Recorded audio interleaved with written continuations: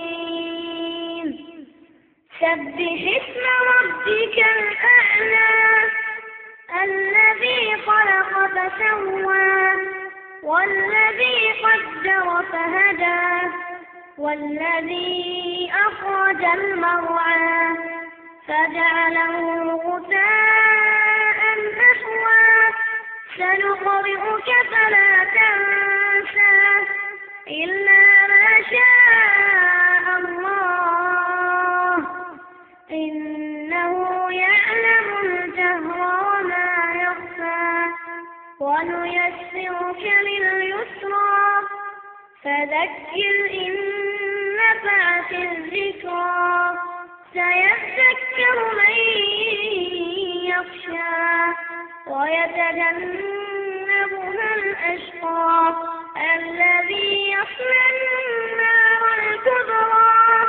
ثم لا يموت فيها ولا يحيا قد أفلح من تزكى وذكر اسم ربه فصلى بل تؤثرون الحياة الدنيا والآخرة خير وأبقى إن هذا لفي الصحف الأولى صحف إبراهيم وموسى.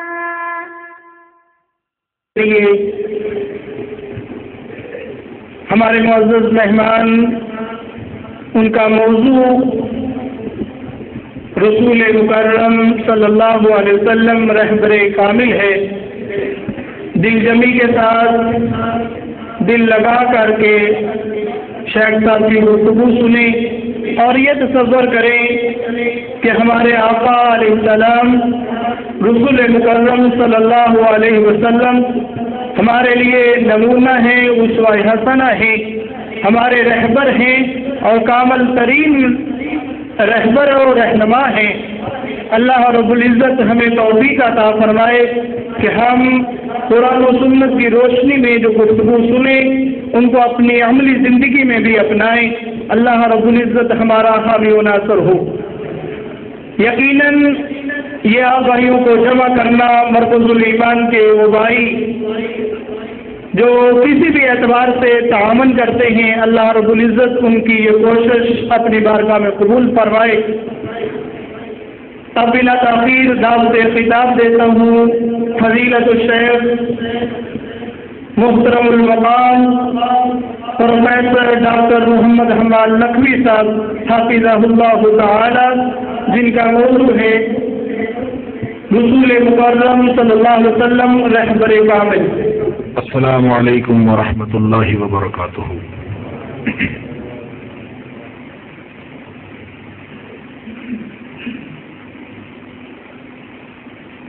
الحمد للہ وکفى وسلام علی عباده الذین اصطفى. اشهد ان لا الہ الا اللہ وحدہ لا شریک لہ واشهد ان محمدا عبده ورسوله صلی اللہ علیہ وآلہ وسلم. اللهم صل على محمد وعلى آل محمد كما صليت على إبراهيم وعلى آل إبراهيم إنك حميد مجيد. اللهم بارك على محمد وعلى آل محمد كما باركت على إبراهيم وعلى آل إبراهيم إنك حميد مجيد. أما بعد فأعوذ بالله السميع العليم من الشيطان الرجيم من همزه ونفخه ونفثه. بسم الله الرحمن الرحيم. لقد من الله على المؤمنين إذ بعث فيهم رسولا من أنفسهم يتلو عليهم آياته ويزكيهم ويعلمهم الكتاب والحكمة وَإِن كَانُوا مِن قَبْلُ لَفِي ضَلَالٍ مُبِينٍ. یقیناً اللہ نے اہل ایمان پر احسان فرمایا ہے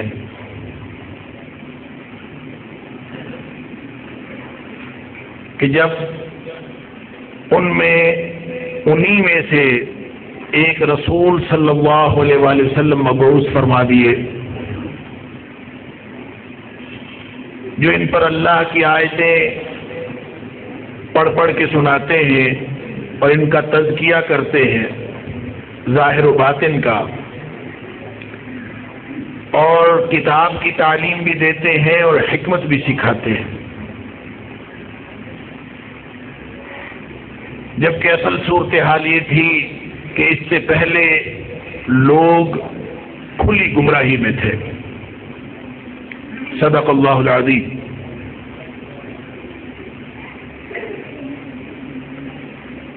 اللہ کے رسول صلی اللہ علیہ وآلہ وسلم راہبر بھی ہیں اور کامل بھی ہیں۔ نبی اکرم صلی اللہ علیہ وآلہ وسلم کی ان دونوں حیثیات پر اگر گفتگو کی جائے تو نہ صرف رسالت کا مقصد سامنے آ جاتا ہے کہ نبی اکرم صلی اللہ علیہ وآلہ وسلم کس لیے ہماری طرف رسول بنا کے بھیجے گئے، نہ صرف مقصد بعثت سمجھ میں آ جاتا ہے بلکہ نبی اکرم صلی اللہ علیہ وآلہ وسلم کی جو ذات کے اعتبار سے علوب مرتبت ہے، جو آپ کی شان ہے، وہ بھی سامنے آ جاتی۔ راہبر ہادی کو کہتے ہیں۔ ہادی کا معنی ہوتا ہے رہنما یا راہبر، راہ دکھانے والا۔ سوچنے کی بات یہ ہے، جو سوال جن پر آج گفتگو اللہ کی توفیق سے ہم کریں گے اور سنیں گے، اللہ تعالی ہمیں عمل کی توفیق عطا فرمائے۔ سوال یہ ہے کہ جو راستہ، راہبر یا ہادی کا معنی ہوتا ہے راستہ دکھانے والا، تو جو راستہ نبی کریم صلی اللہ علیہ وسلم نے دکھایا یا جو راستہ دکھانے کے لیے نبی کریم صلی اللہ علیہ وسلم تشریف لائے، وہ راستہ کون سا ہے؟ آپ راہبر ہیں تو کس بات کے راہبر ہیں؟ ہادی ہیں تو وہ ہدایت کس طرف ہے، اس کا رخ کیا ہے، راستہ کون سا دکھاتے ہیں؟ اور پھر اگلی بات یہ کہ اگر نبی کریم صلی اللہ علیہ وسلم راہبر ہیں اور راہبر بھی کامل ہیں، تو جو کامل راہبر مل جائے، جس کو کامل راہبر مل جائے، اس کو پھر کسی اور چیز کی ضرورت رہتی ہے؟ اگر نبی کریم صلی اللہ علیہ وسلم کامل راہبر ہیں، عنوان یہی ہے نا، راہبر کامل، تو جو کامل ہوتا ہے وہ اس بات کا متقاضی ہے، لفظ کامل اس بات کا تقاضا کرتا ہے کہ اس کے علاوہ باقی سارا مال ناقص ہے۔ کامل کا لفظ، کامل کا تصور باقیوں کے نقص کی نشاندہی کرتا ہے، اور نبی کریم صلی اللہ علیہ وآلہ وسلم اگر راہبر کامل ہیں تو کہیں ہماری توجہ کسی ناقص کی طرف تو نہیں ہے، ہم نے کسی ناقص کو تو رہنما نہیں بنایا ہوا۔ جب نبی کریم صلی اللہ علیہ وسلم راہبر بھی ہیں اور کامل بھی ہیں تو اس کا تو صاف مطلب ہے کہ اس کے علاوہ کسی اور چیز کی ضرورت باقی ہی نہیں ہے۔ اگر نبی کریم صلی اللہ علیہ وسلم نعوذ باللہ من ذالک کامل نہیں ہے تو پھر تو ہمیں اور بہت ساری اپنے اپنے بڑوں کی ضرورت پڑ سکتی ہے۔ آپ کو اپنے بڑے کی، مجھے میرے بڑے کی، ہمیں اپنے اپنے لوگوں کی ضرورت اس وقت پڑے گی جب ہمارے پاس کامل رہنمائی کا راستہ نہ ہو۔ تو نبی اکرم صلی اللہ علیہ وآلہ وسلم آپ اپنی ذات میں، آپ اپنی رسالت میں، آپ اپنی نبوت میں کامل رہنما تھے. تو رہنما یعنی راہ جو دکھاتے تھے وہ راہ ہے کون سا؟ میں تھوڑی سی گفتگو اس پہ کروں گا کہ وہ کون سا راستہ ہے جو نبی کریم صلی اللہ علیہ وسلم نے دکھایا.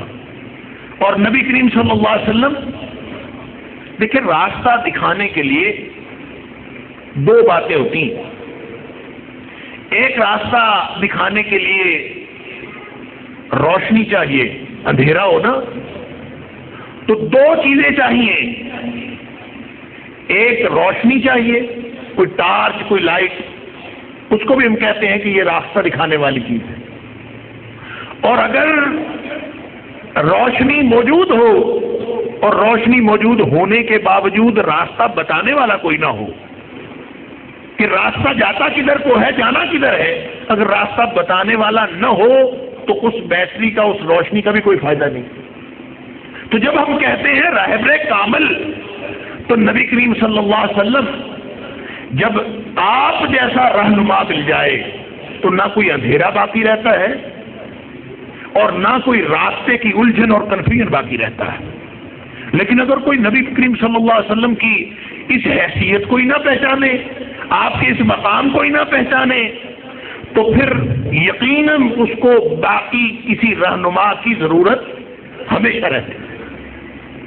اب ذرا سمجھ لیجئے وہ راستہ کون سا ہے جس کی طرف نبی کریم صلی اللہ علیہ وسلم رہنمائی کرنے کے لیے، جو راستہ دکھانے کے لیے آپ تشریف لائے، وہ راستہ کون سا؟ اس دنیا میں سنویت ہے، اس کائنات میں سنویت ہے، دوئی ہے، وحدت نہیں.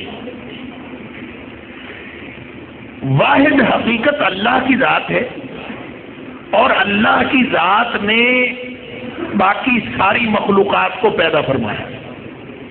نبی کریم صلی اللہ علیہ وسلم مخلوقات میں سے ہے. آپ جس طرح باقی مخلوقات ہیں اسی طرح نبی کریم صلی اللہ علیہ وسلم اللہ کی مخلوقات میں سے ہے. یہ نبی پاک صلی اللہ علیہ وسلم کی ذات ہے.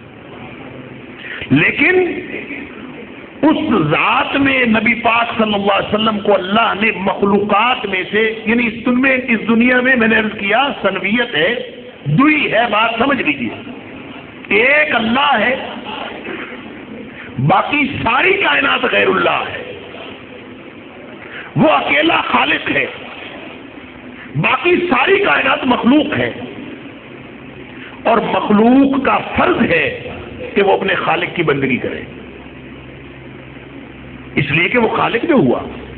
یا ایھا الناس اعبدوا ربکم، تو کائنات کے لوگوں اپنے مالک کی غلامی کرو.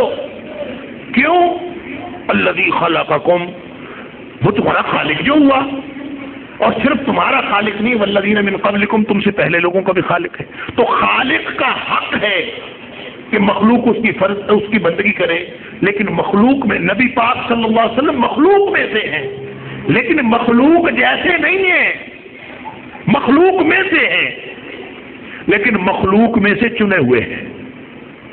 وہ جو کسی شاعر نے کہا تھا، بعد از خدا بزرگ توئی قصہ مختصر، کہ اللہ کے بعد ساری مخلوقات میں سے سب سے برگزیدہ ہستی نبی اکرم صلی اللہ علیہ وسلم کی بات. آپ صلی اللہ علیہ وسلم نے خود ارشاد فرمایا. ایک تو آپ نے اجمالی طور پر فرمایا کہ اللہ نے ساری کائنات میں سے حضرت ابراہیم علیہ السلام اور ان کی اولاد کو چنا، اور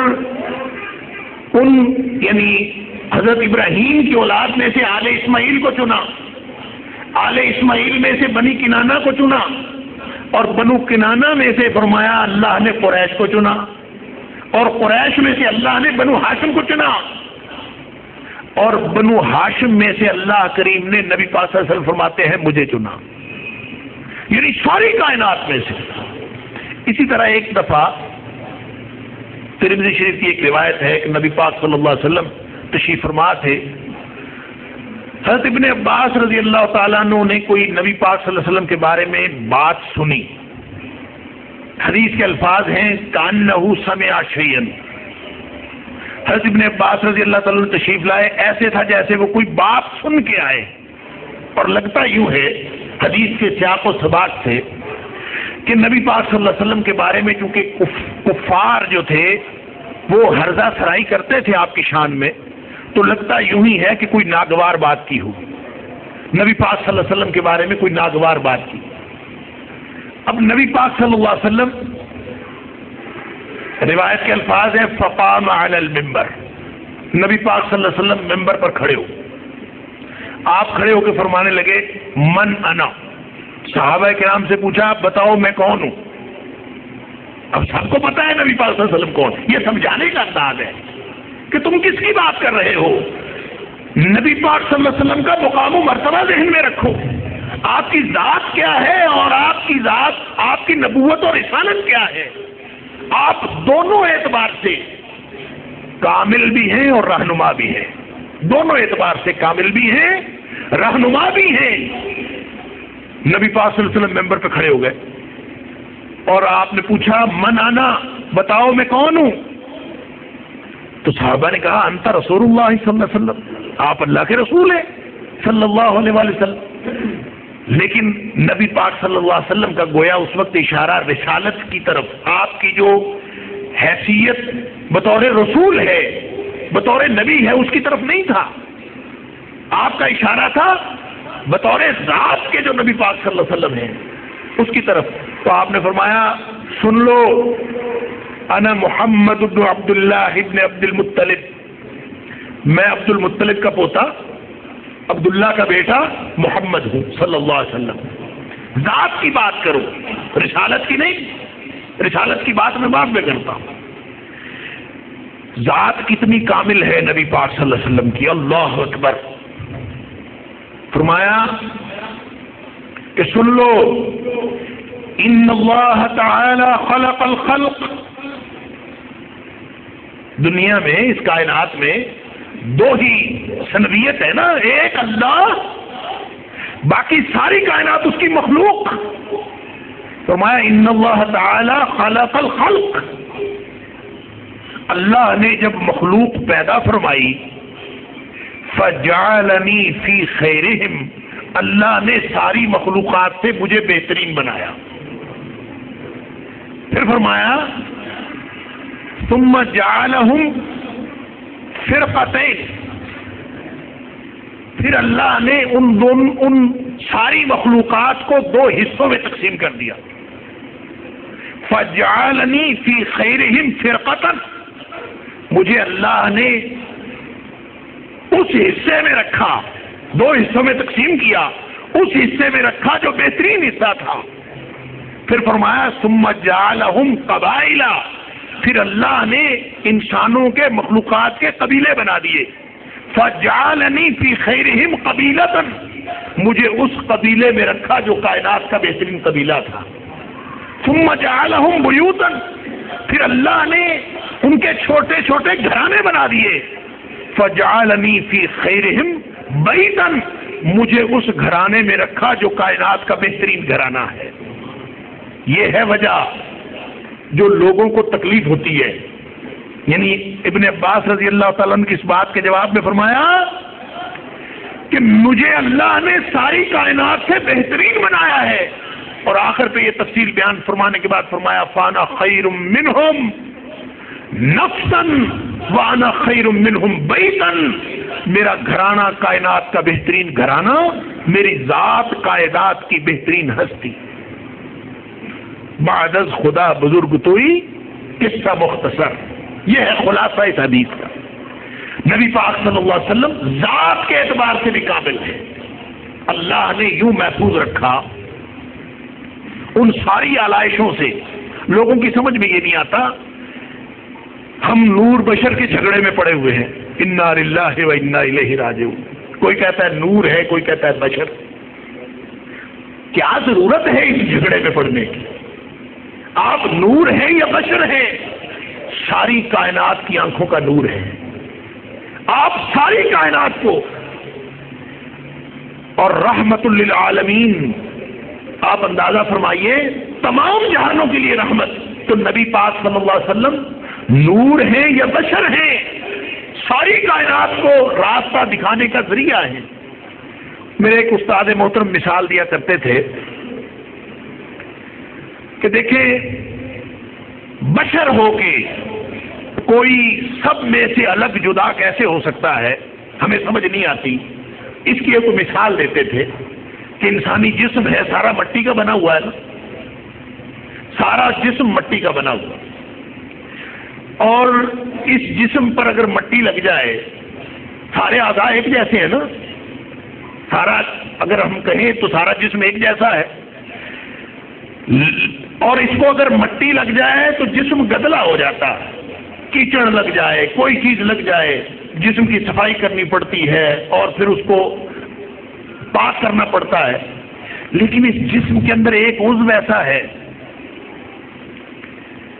جس کی صفائی کا، جس کو مٹی سے بچانے کا اللہ نے قدرتی انتظام فرما رکھا ہے، وہ ہے انسان کی آنکھ۔ اللہ اکبر!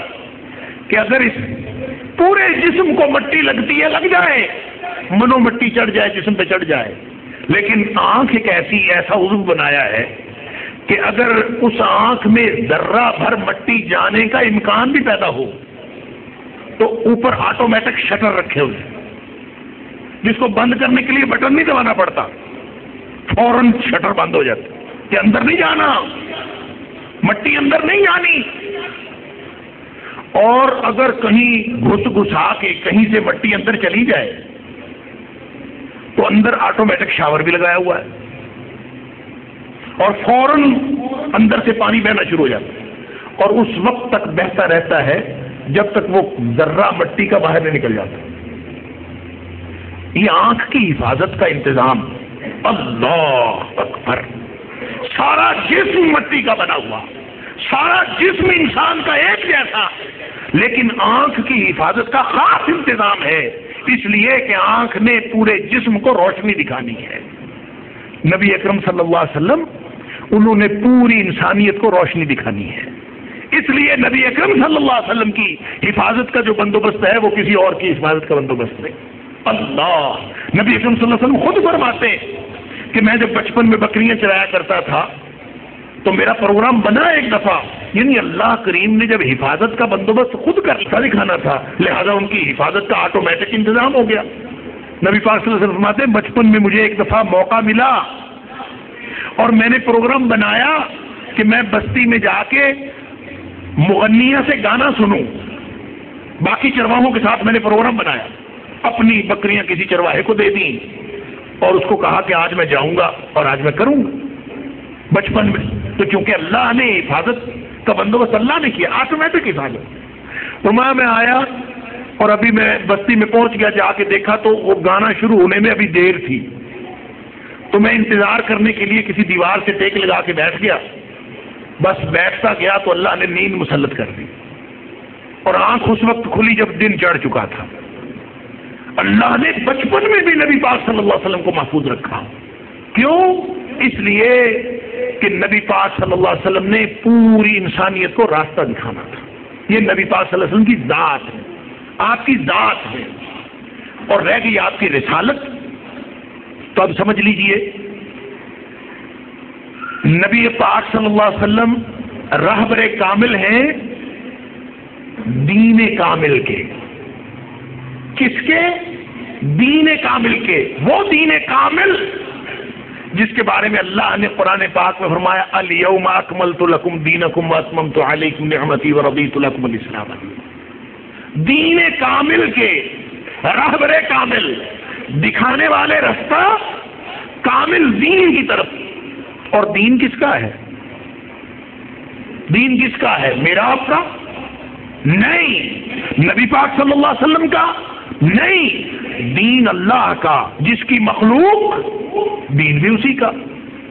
ان الدین عند اللہ الاسلام، اللہ کا دین ہے اور دین کا نام ہے اسلام۔ آدم علیہ السلام لے کے آئے اسلام، نوح علیہ السلام لے کے آئے اسلام، ادریس علیہ السلام اسلام، سارے کے سارے نبی اسلام لے کے آئے۔ نبی اکرم صلی اللہ علیہ وسلم اس دین کو مکمل کرنے والے بنے۔ وہ دین جو اللہ نے حضرت آدم علیہ السلام پر نازل کیا وہی دین نبی اکرم صلی اللہ علیہ وسلم پر نازل کیا. فرق صرف اتنا ہے کہ آدم علیہ السلام پر جو دین نازل ہوا وہ اس کا پہلا ورژن تھا, اس کا پہلا ایڈیشن تھا, اور نبی اکرم صلی اللہ علیہ وسلم پر جو دین نازل ہوا یہ کامل, مکمل اور آخری ایڈیشن ہے. اس کو ذرا سمجھ لیجئے بات کو کہ دین اللہ کا, حق اللہ کا, جو خالق ہے حق تو اس کا ہے, مخلوق کا کیا حق ہوتا ہے؟ جب مخلوق میں سے مجتبی بنا لیا, مخلوق میں سے مصطفیٰ بنا لیا, چن لیا, تو اس کا کیا مطلب ہے؟ اس کا مطلب یہ ہے کہ دین تو اللہ کا ہے, اور دین نام ہے اللہ کی بندگی کا, اور بندگی ہوتی ہے دو طرح سے. بندگی کے دو مظاہر, یہی محبت کے مظاہر بھی ہے, یہ ایک الگ موضوع ہو جائے گا, لیکن میں اپنے موضوع پہ بات کروں تو بندگی کے دو مظاہر. بندگی اور غلامی دو طرح سے ہوتی ہے. ایک تو یہ ہے کہ مالک حکم کرے کہ یہ کرو تو آدمی ویسا کرنا شروع کر دے, اس کو اطاعت کہتے ہیں. اطاعت تعمیل حکم کا نام ہے. اور دوسرا طریقہ یہ ہے کہ جیسے مالک کرتا جائے اس کے پیچھے پیچھے ویسے کرتا جائے. یہ بھی غلامی ہے کہ جو وہ کرے ویسا اس کے پیچھے پیچھے کرتا جائے. اس کا نام شریعت کی زبان میں اتباع ہے. اتباع نقش قدم پہ چلنے کا نام, اطاعت حکم ماننے کا نام. ان دونوں کو ملا دیں تو غلامی بنتی ہے, بندگی بنتی ہے, عبدیت بنتی ہے. اور عبدیت, بندگی کس کا حق ہے؟ اعبدوا ربکم الذی خلقکم والذین من قبلکم, جو تمہارا بھی, تم سے پہلے لوگوں کا بھی خالق ہے, اس کا حق ہے کہ بندگی اس کی کرو. بندگی اس کا حق ہے. اور ہونی کیسے ہے؟ اطاعت اور اتباع کے ذریعے. اطاعت تو حکم ماننا ہے, اللہ عرش سے ہمیں حکم دے تو ہم حکم پر عمل کرتے جائیں. اطاعت تو اللہ کی ہو سکتی ہے, اتباع اللہ کی کرنی ہو تو کیسے کریں گے؟ اتباع تو ہے نقش قدم پہ چلنے کا نام, فالو کرنے کا نام. اللہ کا نہ کوئی قدم ہمارے سامنے, نہ اللہ کے قدم کا کوئی نقش ہمارے سامنے, ہم اس کے اوپر چلیں گے کیسے؟ چلا جا سکتا ہی نہیں. گویا اتباع اللہ کی ممکن ہی نہیں, صرف اطاعت ممکن ہے. اگر انسان اللہ کی بندگی کرنے کی کوشش کرے, بندگی کا حق پورا کرنے کی کوشش کرے, انسان کر سکتا ہی نہیں. زیادہ سے زیادہ کوشش کرے گا تو آدھا کر لے گا نا, اطاعت کر لے گا, اتباع تو نہیں کر سکتا. یہ ہے وہ وجہ کہ فرمایا لقد من اللہ علی المؤمنین, اللہ نے احسان فرما دیا مومنوں پر. اذ بعث فیہم رسولا من انفسہم, ان کے اندر سے ایک رسول مبعوث فرما دیے. کیونکہ تعلق تو اللہ سے قائم کرنا ہے نا, راستہ تو اللہ کا ہے, ہدایت اللہ کی لی ہوئی, اتباع اطاعت اللہ کی کرنی ہے, بندگی کا حق اللہ کا پورا کرنا ہے. تو پھر نبی کریم صلی اللہ علیہ وسلم کیا ہے؟ تعلق اللہ سے قائم کرنا ہے. فرمایا قل, اے حبیب صلی اللہ علیہ وسلم اعلان فرمائیے, ان کنتم تحبون اللہ, اچھا تم اپنے اللہ کے ساتھ تعلق قائم کرنا چاہتے ہو, محبتوں کا تعلق, عبدیت کا تعلق, اپنے اللہ کے بندے بننا چاہتے ہو, اللہ سے پیار کرتے ہو, اپنے اللہ سے تعلق کی انتہا تک جانا چاہتے ہو, تو اے حبیب صلی اللہ علیہ وسلم اعلان فرمائیے فاتبعونی, تم میں سے جو اپنے مالک سے تعلق قائم کرنا چاہتا ہے اس کو اتباع میری کرنی پڑے گی, نبی پاک صلی اللہ علیہ وسلم کی. اگر تم کرو گے تو کیا ہوگا؟ یحببکم اللہ, محبتیں نیچے سے اوپر اٹھتی ہیں, اطاعتیں, اتباع, بندگی کے سارے جذبات نیچے سے اوپر کو اٹھتے ہیں. فرمایا اب نبی مبعوث کر دیا ہے, لقد من اللہ علی المؤمنین, مومنوں کے اوپر احسان کر دیا ہے. اب اس احسان کا نتیجہ یہ ہے, اللہ کا احسان ہے کہ تم اس کی اتباع کرو گے نبی پاک صلی اللہ علیہ وسلم کی. یحببکم اللہ, پھر تمہیں ادھر سے محبتیں بھیجنے کی ضرورت نہیں ہے، اللہ خود تم سے محبت کرے گا. یحببکم اللہ، اللہ تم سے پیار کرے گا. کیوں؟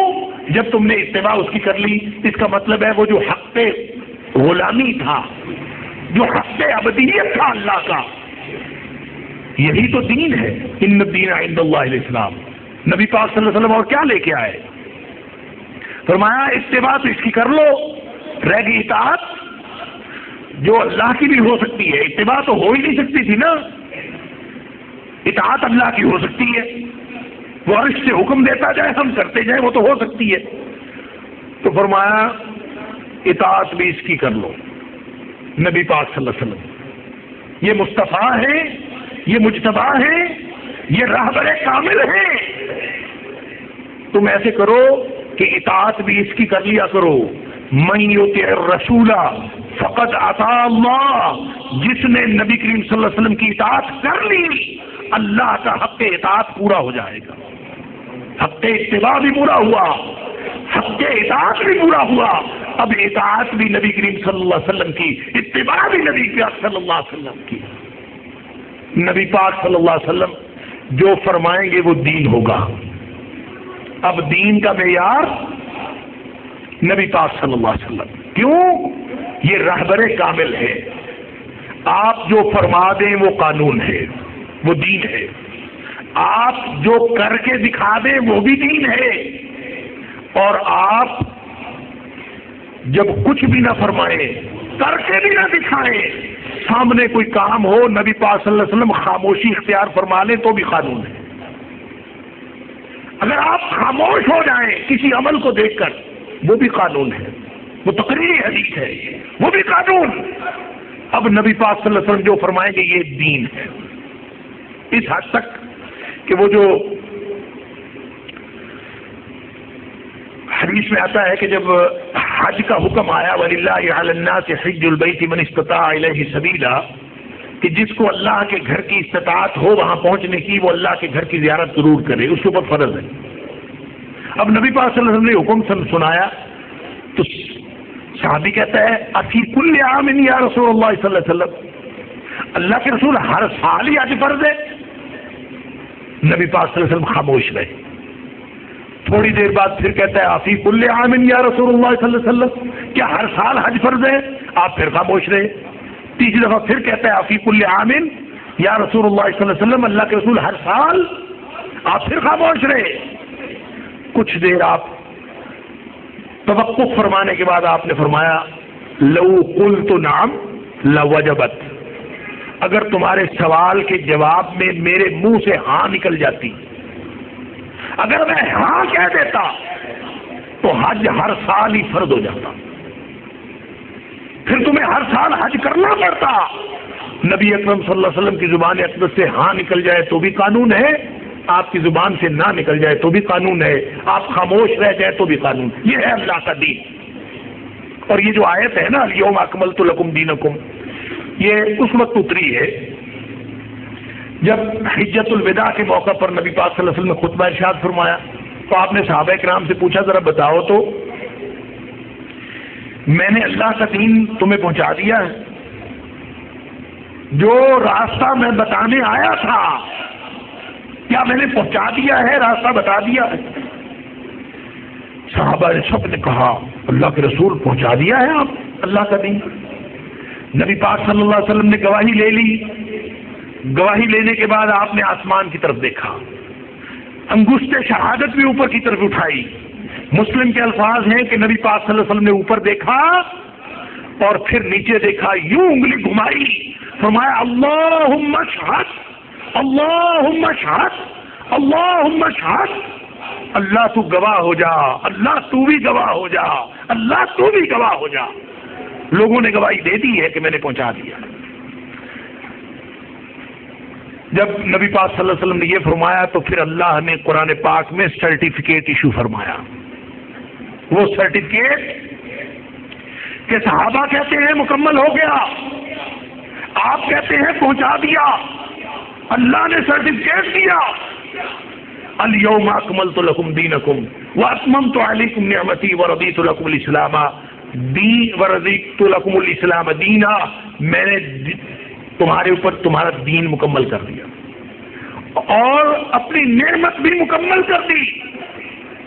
یہ جو اکمال اور اتمام ہے نا، اکمال کہتے ہیں کامل ہونا، جو ہم کہتے ہیں نا اکمال، کسی چیز میں نقص ہو نا، وہ نقص ختم ہو جائے تو کہتے ہیں کامل ہو گئی.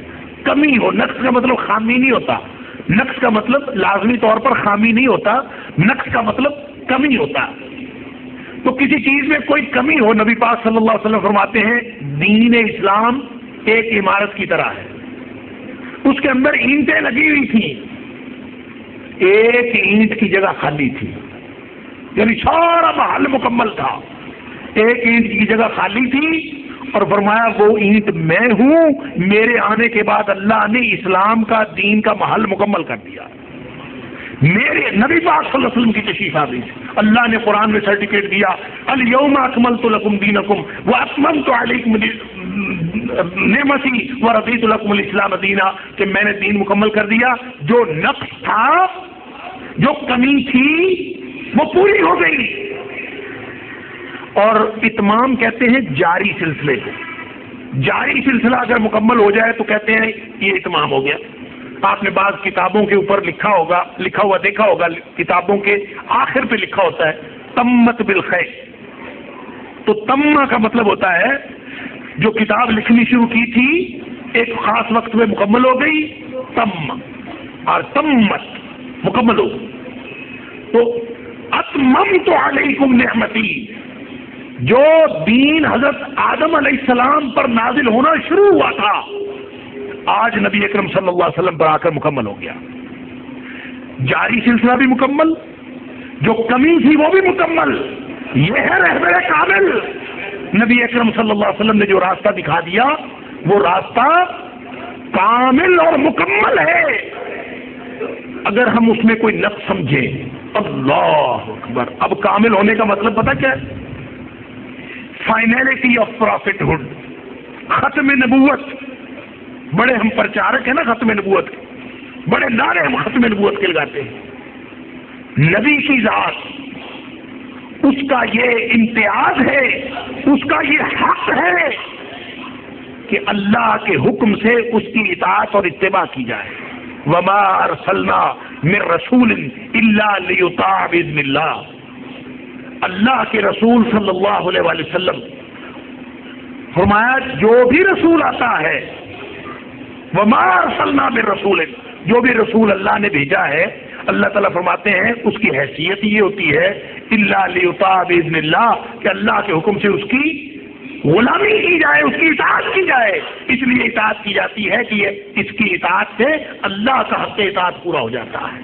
اس لیے اس کی اتباع کی جاتی ہے کہ نبی کریم صلی اللہ علیہ وسلم سے اتباع کرنے کے بعد اللہ کے ساتھ محبت کا راستہ مل جاتا ہے. یہ ہے وہ راستہ جس کی طرف نبی کریم صلی اللہ علیہ وسلم راہبر ہے. قرآن میں فرمایا قل ھذہ سبیلی، اے حبیب صلی اللہ علیہ وسلم ان کو بتا دیجئے میرا راستہ کون سا ہے. ھذہ سبیلی، یہ ہے میرا راستہ. کیا راستہ ہے؟ ادعو الی اللہ، میں تم سب کو اللہ کی طرف لے کے جاتا ہوں. نبی اکرم صلی اللہ علیہ وسلم کی ذات اللہ کے ساتھ انسان کے تعلق کا ذریعہ ہے. اب نبی پاک صلی اللہ علیہ وسلم جو کچھ کہیں گے وہ کامل ہے، اور جو کچھ نبی پاک صلی اللہ علیہ وسلم کے علاوہ ہے وہ کیا ہے؟ وہ ناقص ہے. کامل کا لفظ تقاضا کرتا ہے کہ نبی پاک صلی اللہ علیہ وسلم کی بات کامل اور باقی ہر ایک کی بات ناقص. اور ختم نبوت کا معنی کیا ہے؟ ختم نبوت کا معنی یہ ہے کہ اب قیامت تک نبی پاک صلی اللہ علیہ وسلم کے بعد کوئی ہستی ایسی نہیں آئے گی جس کا کہا ہوا قانون ہو، جس کے الفاظ قانون ہو، جس کے افعال قانون ہو. کوئی ہستی نہیں آئے گی. اب قیامت تک نبی پاک صلی اللہ علیہ وسلم کی نبوت اور رسالت چلے گی. یہ ہے ختم نبوت کا مطلب. اور اگر کوئی یہ سمجھے کہ نبی پاک صلی اللہ علیہ وسلم کے بعد قیامت تک کوئی چھوٹا، کوئی بڑا، کوئی ادھر کا کوئی ادھر کا کوئی بھی ایسا ہو سکتا ہے، ایک بھی نبی پاک صلی اللہ علیہ وسلم کے بعد کوئی ایک ہستی ایسی ہو سکتی ہے، اگر کوئی سمجھے کہ جس کا کہا ہوا قانون ہو، جس کا کہا ہوا دین ہو، اگر ہم سے کوئی بندہ یہ سمجھتا ہے، اس کا مطلب یہ ہے کہ اس کو وہ نبی پاک صلی اللہ علیہ وسلم کو رہبر کامل نہیں سمجھتا۔ اس کا مطلب یہ ہے کہ وہ نبی پاک صلی اللہ علیہ وسلم کے حق میں ڈاکہ ڈالتا ہے کہ یہ حق تو نبی کا ہوتا ہے، یہ حق تو نبی پاک صلی اللہ علیہ وسلم کا ہے، کہ قیامت تک وہ راستہ دکھا گئے۔ اب راستہ وہی ہے جو نبی پاک صلی اللہ علیہ وسلم کا راستہ ہے، اس کے علاوہ کوئی راستہ نہیں ہے۔ ہم کہتے ہیں کہ ہم کسی اور کی بات مان لیں، میرے بڑے کی مان لیں، آپ کے بڑے کی مان لیں، تو میں نے عرض کیا کہ اس کا مطلب یہ ہوگا، میں نے شروع میں عرض کیا تھا، سوال یہ پیدا ہوتا ہے اگر نبی پاک صلی اللہ علیہ وسلم رہبر کامل ہیں، اللہ اکبر، راستہ تو دکھانے والے وہ ہیں، اور نبی پاک صلی اللہ علیہ وسلم نے راستہ دکھا دیا، دین مکمل ہو گیا، رہبر کامل آ گئے، رہبر کامل آ کے صحابہ سے سرٹیفکیٹ لے کے، اللہ سے سرٹیفکیٹ لے کے، تکمیل کا سرٹیفکیٹ ادھر سے بھی آ گیا، تکمیل کا سرٹیفکیٹ اوپر سے بھی آ گیا، رہبر کامل اپنا مشن مکمل کر کے، دین مکمل کر کے اس دنیا سے تشریف لے گئے۔ ہم ابھی تک دین کو مکمل کرنے ہوئے لگے ہوئے ہیں، ہم ابھی تک دین کو مکمل کرنے پہ لگے ہوئے ہیں۔ کوئی کہتا ہے میں قانون بنا دیتا ہوں، کوئی کہتا ہے میری مان لو، کوئی کہتا ہے میرے بڑے کی مان لو۔ یہ تو نبی اکرم صلی اللہ علیہ وسلم کی کے اوپر بطور رہبر کامل ایمان کی نفی کرتا ہے یہ عمل، کہ جو نبی پاک صلی اللہ علیہ وسلم کو رہبر کامل سمجھتا ہے، اس کا مطلب یہ ہے اب یہ ہمارا ایمان مومن کا کیا ہے؟ مومن کا ایمان یہ ہے کہ میری اور آپ کی اور قیامت تک آنے والے ہر انسان کی کامیابی یا ناکامی میں جو بات کردار ادا کر سکتی تھی وہ نبی پاک صلی اللہ علیہ وسلم نے لازماً بتا دی ہے۔ یہ ہو نہیں سکتا کہ نبی پاک، یہ میرا ایمان ہے، میرے ایمان کا تقاضا یہ ہے، اور نبی پاک صلی اللہ علیہ وسلم کے رہبر کامل ہونے کا تقاضا یہ ہے، دین کامل پہنچا دینے کا تقاضا یہ ہے کہ میں یہ سمجھوں کہ قیامت تک آنے والا کوئی ایک مسئلہ بھی ایسا نہیں ہے جو نبی پاک صلی اللہ علیہ وسلم مجھے بتا نہ گئے، جو نہیں بتایا، جس کے بارے میں کچھ نہیں بتایا، اس کے بارے میں میرا ایمان یہ ہے کہ وہ میری کامیابی یا ناکامی میں کردار ادا نہیں کرتا، اس کا میری کامیابی کے ساتھ کوئی تعلق نہیں۔ ہوائی جہاز کا نہیں بتایا نبی پاک صلی اللہ علیہ وسلم نے کہ بیٹھنا ہے کہ نہیں بیٹھنا، نبی پاک صلی اللہ علیہ وسلم نے ریل گاڑی کا بھی نہیں بتایا، اس صوفے کا بھی نہیں بتایا، اس کوٹ کا بھی نہیں بتایا۔ جس چیز کے بارے میں نہیں بتایا اس کا میری کامیابی یا ناکامی کے ساتھ تعلق ہی کوئی نہیں، اس کا دین کے ساتھ تعلق ہی کوئی نہیں۔ جس کے بارے میں نبی پاک صلی اللہ علیہ وسلم نے نہیں بتایا وہ دین نہیں ہو سکتا، وہ کچھ ہو سکتا ہے، وہ کسی کا شوق ہو سکتا ہے، وہ کسی کی معاشرتی روایت ہو سکتی ہے، وہ کسی کا اپنا مزاج ہو سکتا ہے، کسی کی خاندانی روایت ہو سکتی ہے، اس کا نام جو مرضی رکھیں، اس کا نام دین نہیں رکھا جا سکتا۔ دین صرف وہ ہے جو رہبر کامل نے دکھا دیا۔ رہبر کامل تھے تو دین کامل لے کے آئے اور اللہ سے سرٹیفکیٹ لے کے اس دنیا سے چلے گئے۔ میرا تیرا ایمان کہے کہ دین میں نقص ہے تو ضرب کہاں پڑتی ہے؟ میں اپنے ایمان کو ٹٹولوں تو صحیح، میں اپنے ایمان کو کھنگالوں تو صحیح، ضرب کہاں پڑتی ہے؟ میں نے تو نعوذ باللہ من ذالک نبی پاک صلی اللہ علیہ وسلم کے رہبر کامل ہونے کا انکار کر دیا جب میں نے یہ سمجھا مسائل لامحدود ہیں، شریعت کے جو احکام ہیں وہ تو محدود ہیں، کہتے ہیں نا ہم، میں بھی کہتا ہوں، آپ بھی کہتے ہیں، کتابوں میں لکھا ہے کہ شریعت کے احکام محدود ہیں، مسائل لامحدود ہیں۔ اور میرے بھائی، جو مسئلہ اللہ کا قرآن، نبی کا فرمان صلی اللہ علیہ وآلہ وسلم نہیں حل کر سکتا تو پھر میرا دعویٰ ایمان کیسا ہے؟ پھر میں دعویٰ کیوں کرتا ہوں کہ میرا اللہ پر ایمان؟ جس سے کامل بادشاہ کوئی نہیں، میرا نبی پاک صلی اللہ علیہ وسلم پر ایمان جس سے کامل کوئی ہادی اور رہنما کوئی نہیں۔ اور جو دین وہ لے کے آئے اس سے کامل دین کوئی نہیں. تب اس کا تقاضا یہی ہے نا. اب میں کہتا ہوں نہیں، وہ دین مانا جائے جو میرے بڑے نے انٹروڈیوس کروایا ہے. آپ کہتے ہیں وہ مانا جائے جو آپ کے بڑے نے انٹروڈیوس کروایا ہے. جھگڑا تو سارا یہی. وگرنہ جنت کا راستہ تو سیدھا ہے. نبی پاک صلی اللہ علیہ وسلم کا بتایا ہوا راستہ تو سیدھا ہے. جھگڑے تو میں نے آپ نے ڈالے ہیں نا. نبی پاک صلی اللہ علیہ وسلم کا راستہ تو سیدھا. فرمایا کل امتی یدخلون الجنہ، بخاری مسلم کی حدیث.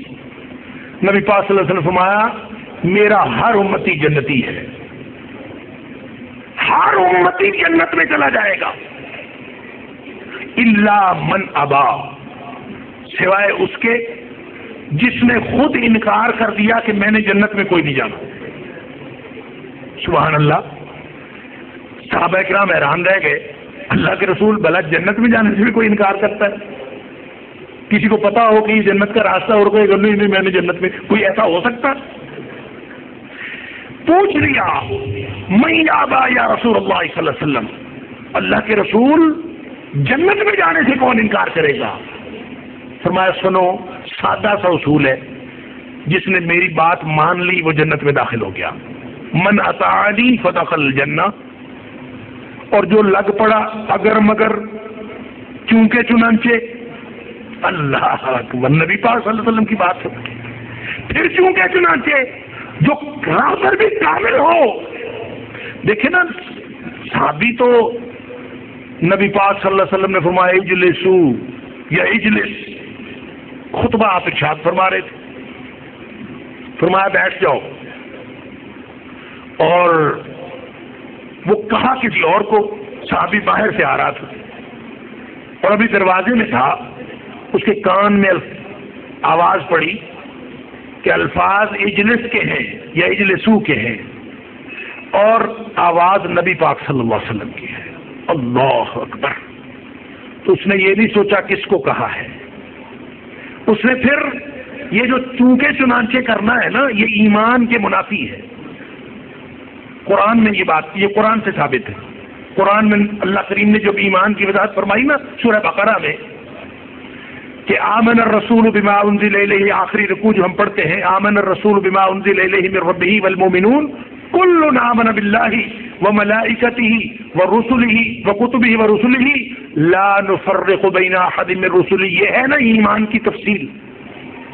ایمان کی تفصیل جب یہ ایمان آ جاتا ہے تو ایمان کا تقاضا پتہ کیا ہوتا ہے؟ قالوا سمعنا واطعنا. پھر سننے میں اور عمل کرنے کے درمیان میں تردد کا وقفہ نہیں ہوتا، سوچ کا، فکر کا، چونکہ چنانچہ کا وقفہ نہیں ہوتا. ادھر سنا ادھر عمل کیا، بس بات ختم. اب بات نبی پاک صلی اللہ علیہ وسلم کی، آواز نبی پاک صلی اللہ علیہ وسلم کی ہے، الفاظ اجلسو کے ہیں، تو وہی بیٹھ کے. یہ تو بعد میں لوگوں نے بتایا کہ بھئی تمہیں نہیں کہا تھا. میرا ایمان ہے واقعہ تو ہو چکا، اور ہو چکے واقعے کے بارے میں اگر مگر کہنا نبی پاک صلی اللہ علیہ وسلم شرک ہے.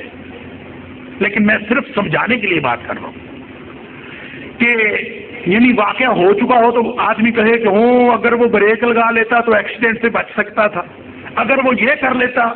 نبی پاک صلی اللہ علیہ وسلم یہ کہنا شرک ہے، یہ نہیں کہنا چاہیے. لیکن صرف بات سمجھانے کی غرض سے میں عرض کر رہا ہوں کہ میرا ایمان ہے کہ اس صحابی کو اگر یہ نہ بتایا جاتا کہ یہ اجلسو کا حکم تیرے لیے نہیں ہے تو وہ صحابی ساری زندگی وہی بیٹھا رہتا. اس لیے کہ ان کا ایمان اس درجہ کامل تھا کہ نبی پاک صلی اللہ علیہ وسلم جو فرما دیں سمعنا واطعنا. اللہ اکبر.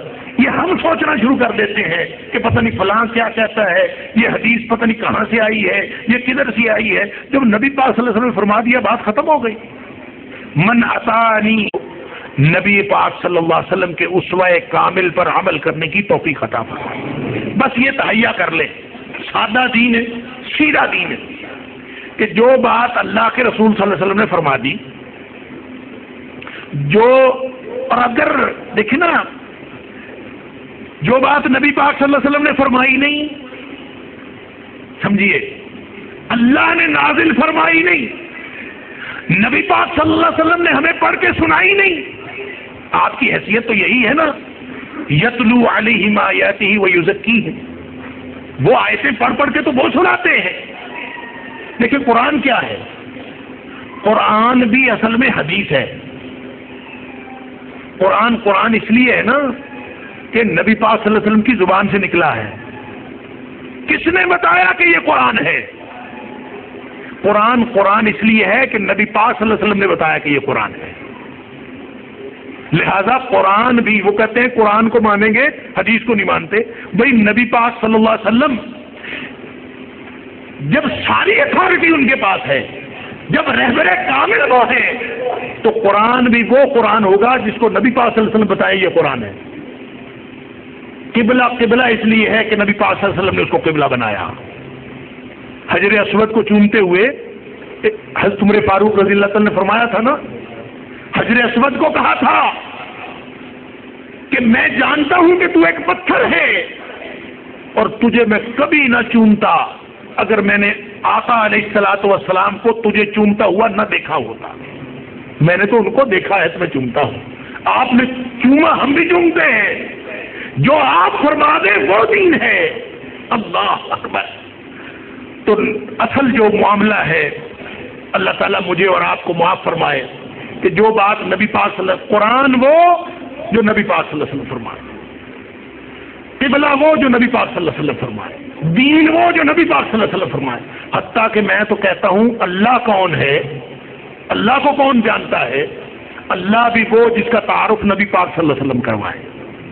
اللہ بھی وہ، ہمیں اللہ کا تعارف نبی پاک صلی اللہ علیہ وسلم نے کروایا. لہذا ایسا کامل رہنما جس نے جو بات کہہ دی وہ دین ہے، اور جو بات اللہ نے نازل فرمائی نہیں، نبی پاک صلی اللہ علیہ وسلم نے لوگوں کو بتائی نہیں، صحابہ کرام نے کر کے دکھائی نہیں، نبی اکرم صلی اللہ علیہ وسلم نے سکھائی نہیں، وہ دین کیسے ہو سکتا؟ اس کو دین تو نہ کہیں. وہ جو کچھ بھی ہے وہ تیرا شوق ہو سکتا ہے، میرا شوق ہو سکتا ہے، وہ میرا تیرا ذوق اور مزاج ہو سکتا ہے، میری تیری روایت ہو سکتی ہے، لیکن وہ اللہ کا دین نہیں ہو سکتا. اللہ کا دین صرف وہ ہوگا جو نبی پاک صلی اللہ علیہ وسلم نے بتایا. یہ ہوتا ہے رہبر کامل. میرا اور آپ کا ایمان اس بات پر اس قدر پختہ ہونا چاہیے کہ جو نبی پاک صلی اللہ علیہ وسلم فرما دیں اس پر سر تسلیم خم ہو جائے.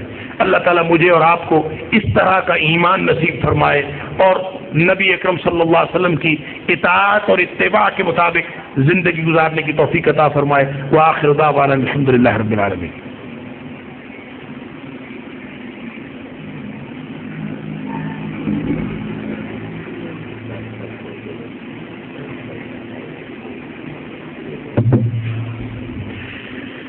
دعا کر لیں جی. فوت شدگان کے لیے دعا کر لیں، اللہ تعالیٰ ان سب کی مغفرت فرمائے. بیماروں کے لیے دعا کر دیں، اللہ تعالیٰ سب کو شفائے کاملہ و عاجلہ عطا فرمائے. اللہ تعالیٰ ہم سب کی مصیبتیں پریشانیاں دور فرمائے. اللہ تعالیٰ ہم سب کو دین پر چلنے والا بنا دے. یا رب لک الحمد.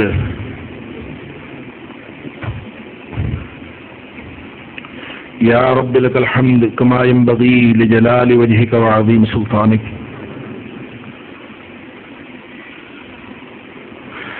یا رب لک الحمد کما ينبغي لجلال وجهك وعظیم سلطانك. یا رب لک الحمد کما ينبغي لجلال وجهك وعظیم سلطانك. اللهم صل على محمد وعلى آل محمد كما صليت على إبراهيم وعلى آل إبراهيم إنك حميد مجيد. اللهم بارك على محمد وعلى آل محمد كما باركت على إبراهيم وعلى آل إبراهيم إنك حميد مجيد. ربنا آتنا في الدنيا حسنة وفي الآخرة حسنة وقنا عذاب النار. ربنا آتنا في الدنيا حسنة وفي الآخرة حسنة وقنا عذاب النار. اللهم أحسن عاقبتنا في الأمور كلها وأجرنا من خزي الدنيا وعذاب الآخرة. اللهم أجرنا من خزي الدنيا وعذاب الآخرة. اللهم أجرنا من خزي الدنيا وعذاب الآخرة. اللهم رحمتك نرجو فلا تكلنا إلى أنفسنا طرفة عين وأصلح لنا شأننا كله لا إله إلا أنت ولا إله غيرك لا إله إلا أنت ولا إله غيرك يا حي يا قيوم برحمتك نستغيث اللهم اشف مرضانا ومرضى المسلمين اللهم اشف مرضانا ومرضى المسلمين اللهم اشف مرضانا ومرضى المسلمين اذهب البأس رب الناس واشف أنت الشافي اللهم اشفنا كلنا شفاء كاملا عاجلا اللهم اشف كل مرضانا شفاء كاملا عاجلا اللهم اشف كل مرضانا شفاء كاملا عاجلا اللهم اشف أنت الشافي لا شفاء إلا شفاؤك شفاء لا يغادر سقما اللهم اغفر لحينا وميتنا وشاهدنا وغائبنا وصغيرنا وكبيرنا وذكرنا وانثانا اللهم من أحييته منا فأحيه على الإسلام ومن توفيته منا فتوفه على الإيمان اللهم لا تحرمنا أجرهم ولا تضلنا بعدهم یا حی یا قیوم برحمتک نستغیث اللہ تو ہمارے تمام گناہ معاف کر دے اللہ تو معاف کرنے والا ہے معافی کو پسند کرتا ہے اللہ ہم ہاتھ پھیلائے تجھ سے معافی کے طلبگار ہیں اللہ تو ہمارے تمام گناہ معاف کر دے اللہم انک عفو تحب العفو فاعف عنا اللہ چھوٹے گناہ بھی معاف کر دے اللہ بڑے گناہ بھی معاف کر دے اللہ اگلے پچھلے گناہ معاف فرما دے اللہ جو چھپ کے کیے ہیں وہ بھی معاف کر دے اللہ جو سب کے سامنے ہوئے ہیں وہ بھی معاف کر دے اللہ انفرادی گناہ بھی معاف کر دے اللہ اجتماعی گناہ بھی معاف کر دے اللہ تو ہمارے تمام گناہ معاف کر دے اللہم اغفر لنا ذنوبنا کلہ دقہ وجلہ واولہ وآخرہ وعلانیتہ وسرہ اللہ تو اپنی رحمت سے ہمارے تمام گناہ معاف کر دے اللہ ملت اسلامیہ کی گناہوں کو معاف کر دے اللہ ہماری اگلی پچھلی نسلوں کو معاف فرما دے اللہ ہماری اگلی پچھلی نسلوں کو معاف فرما دے اللہ ہمارے آبا و اجداد کی مغفرت فرما دے اللہ تمام مرحومین کی مغفرت فرما دے اللہ تمام مرحومین کی مغفرت فرما دے اللہ ہماری آئندہ نسلوں کو بھی معاف فرما دے اللہ ہماری نسلوں میں سے کوئی جہنم کا ایندھن پیدا نہ کرنا اللہ ہماری نسلوں میں سے کوئی جہنم کا ایندھن پیدا نہ فرمانا اللہ ہمیں اور ہماری اولادوں کو اپنے دین کا سچا خادم بنا دے اللہ ہمیں اور ہماری اولادوں کو اپنے دین کا سچا خادم بنا دے اللہ ہماری بقیہ زندگی اپنی رضا اور اپنی پسند کے مطابق بنا لے اللہ ہماری بقیہ زندگی اپنی رضا اور اپنی پسند کے مطابق بنا لے اللہ ہمیں اور ہماری اولادوں کو اپنے دین کا سچا خادم بنا دے اللہ بے اولادوں کو نیک اولاد عطا فرما اللہ بے اولادوں کو نیک اولاد عطا فرما اللہ جو صاحب اولاد ہیں ان کو اولاد کی طرف سے ہر قسم کی پریشانی دور فرما دے اللہ ہماری اولادوں کی اصلاح فرما دے اللہ ہماری اولادوں کو ہدایت دے دے اللہ ہماری اولادوں کی حفاظت فرما اللہ ہماری اولادوں کو دین کا سچا خادم بنا دے اللہ جن بچے بچیوں کے رشتوں کی پریشانی ہے اللہ وہ بھی دور فرما دے اللہ جن کے گھر بار کی پریشانی ہے وہ بھی دور فرما دے اللہ جن کے تعلیم و تعلم کے مسائل ہیں اللہ وہ بھی حل فرما دے اللہ تمام پریشان حالوں کی پریشانیاں دور فرما دے اللہ دکھیوں کے دکھ دور فرما دے اللہ تمام بیماروں کو شفاء کاملہ و عاجلہ عطا فرما دے اللہ تمام بیماروں کو شفاء کاملہ و عاجلہ عطا فرما دے اللہ ہمارے دلوں کی تمام نیک حاجتیں پوری فرما دے اللہ ہمارے دلوں کی تمام نیک حاجتیں پوری فرما دے اللہ ہمارے دلوں کی تمام نیک حاجتیں پوری فرما دے اللہ تمام بیماروں کو شفاء کاملہ و عاجلہ عطا فرما دے اللہ مقروضوں کو قرض سے نجات عطا فرما دے اللہ مشکوک روزی اور رزق حرام سے بچا لے اللہ مشکوک روزی اور رزق حرام سے بچا لے اللہ رزق حلال وافر عطا فرما دے اللہ رزق حلال وافر عطا فرما دے اللہ قیدیوں کو قید سے رہائی نصیب فرما دے اللہ دنیا آخرت کی رسوائیوں سے بچا لے اللہ دنیا آخرت کی رسوائیوں سے بچا لے اللہ دنیا آخرت کی عزتیں عطا فرما، اللہ دنیا آخرت کی عزتیں عطا فرما، اللہ دنیا آخرت کی محتاجیاں دور فرما دے،